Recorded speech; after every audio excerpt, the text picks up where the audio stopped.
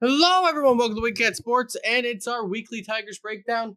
Just after the All Star break, only one series they had this week, and they almost ended the week at 500. This will be the latest they were 500 since 2016 that they ended up doing. Yeah, like I said, they're doing what said we thought they couldn't do, which was they needed a huge stretch. What are they over their last 15 games or so? I know over the last would be 13 now. They've only lost 3 games, so I think they're 10-3 over the last 13, So that's kind of which along is what the we said. hottest team in baseball, really. Right. We were saying they needed to go something like 20-5 to get back in this thing, and I mean, I'm not. Maybe they can. I don't know.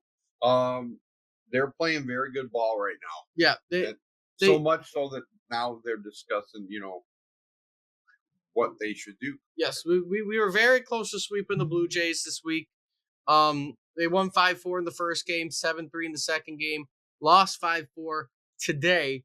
But they had their chance. They were leading late, just the bullpen couldn't keep them away from getting any runs. But hey, you've looked good this whole entire month. You have a very, very important last stretch of the month. This week you play the Guardians and the Twins, and it helps you catch up in the division, even though none of us are thinking division. If we even are making the playoffs right now, it's not going to be the division. But you're going to make ground and kind of make it maybe a possible talk if you can play well the next couple of weeks. Though you are without Reese Olson, he did get hurt in Toronto, a little bit of a shoulder problem going on. He is on the 15-day IL. We'll see who the starter is to replace him. Some people think it might be Maeda. They might call somebody up, but we will see what ends up happening there. I don't think Maeda's anybody but him. I think that they're going to give that guy a break. He knows. I think he knows this is his last year, and he probably will retire after this year. I would think. No, he is not. I don't think he's done terrible out of the bullpen, but also his one show this week. Only Did 1 year. Only 1 year. Oh well, yeah. I don't think. But his one showing out of the bullpen this week resulted in him. Well, at least the one that I saw resulted in him getting up a home run. So I mean, even the bullpen sessions aren't doing the greatest for him. But I mean, like I said, we'll see what ends up happening. Who they end up picking to fill in those positions as time goes on. I know they called up some random guy from AAA Toledo over Spencer Torkelson, which adds to rumors to whether or not he's going to be staying on the team. There's been news that he is not willing to adjust at all down in Toledo to try and make himself better. So he could be on the trade block. I could see him being traded at the trade deadline since he's not working out here. It's really strange. It really is strange. We all had a lot of hope for that guy, and I don't get it. Why he won't make, if that's the reason he won't make the adjustments needed. I mean, what can you do? I feel bad about that. Which may lead us, like I said, to making a deal at the deadline if it's a very good one. Well, so what I'm thinking at right, our hole is first base, and we'll get more into it. But I mean, there's some first basemen that if you want to spend a lot of capital on, you have your opportunity. I know Vlad Guerrero Jr., who we just faced, he can play first base. He would have power to the lineup. Make it interesting. I don't think it'll happen. That's just a name to throw out there. It'd be interesting if that happened. But looking forward to this week. We have a little bit till the trade deadline. We'll get more into rumors actually in a separate video on that. But looking at this week of baseball, we have the Guardians for 4 games, and then the Twins for 3.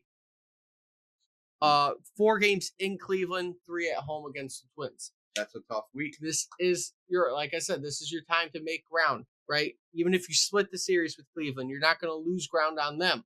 If you end up doing what you did before the All-Star break and somehow winning the series, you're going to make ground. And then you go play the Twins, who are the second best team in the division right now. You make ground on them too. You have your ability this week to really see what you're going to do at the trade deadline. If you have a great week, you win 5, you go 5-2 somehow, you're going to go into those last 2 games before the trade deadline thinking, are we buyers or are we sellers? And you might be leaning more towards the buyers because you're not going to be that far out of the standings. You are going to have your opportunities. Wild card wise, we are sitting 6 games back of Kansas City. I think that's just too much that if they offer us something really, really good, I mean, like the Baltimore deal everyone's talking about, maybe something like that, that they really can't pass up on it. How many teams are ahead of us? You have 3 other teams ahead of us besides the one that's sitting in the bottom wild card. Boston a half game back. Seattle's 2.5 games. Tampa's 4.5, and we're sitting at 6 games back of Well, like Kansas you City. said, if this week, out of the what we're playing, like for 6 games this week, 7. so 7 games. If we go 5-2, then you're really going to have to start. Are you going to sell? Right? If you go 2 and if you go 2 and 5, yeah, you're probably leaning more towards selling. Yes. If you go 5-2, you're a couple games above 500. You're probably you probably catch up to maybe 4 games back of the wild card if everything goes right. And now you're thinking, where am I sitting in this wild card race? If I add the right guy, either pitching wise or batting wise, am I going to be able to make that movement to be a wild card team? Because it is not out of the realm of possibility that we are a wild card as long as we keep playing the way we play. You'd have to keep playing the way we're playing for another month, at least, to be in the talk of it. To get back into it, I think. Well, the bright side is in August you are going to play KC, right? You still play KC a couple times, which is the wild card team at the moment. Right. You are going to play You are going to play the Red Sox eventually before the end of the year. Your ability to catch up with them right there. You're going to have pivotal series against 2 wild card teams in front of you. And it might come down to the last few series because you play Tampa, if they're still in the realm of possibility, which they likely will be. You play them on your second to last series before you play the White Sox. So you have 3 series left against wild card teams now. Yep. So you have your ability to catch up and make ground on all 3 teams. Because even though you are 6 games back, obviously you're going to win some days when they lose. And vice versa. But if it ends up being more in the Tigers' favor before they reach them in that series, they could very well. They could. They are going to have their ability to make some noise in the wild card race with playing all 4 teams in front of them because they play Seattle too in the remainder of the year. So they're going to have their opportunity to make ground in the wild card. Yes. But hopefully we got a good week. Let's hope for a 5-2. At worst, 4-3 record this week. If you like what you see, like, comment, subscribe, share the video around. Let me know what you think about the Tigers and how they've been playing. And until next time, hope to see everybody soon.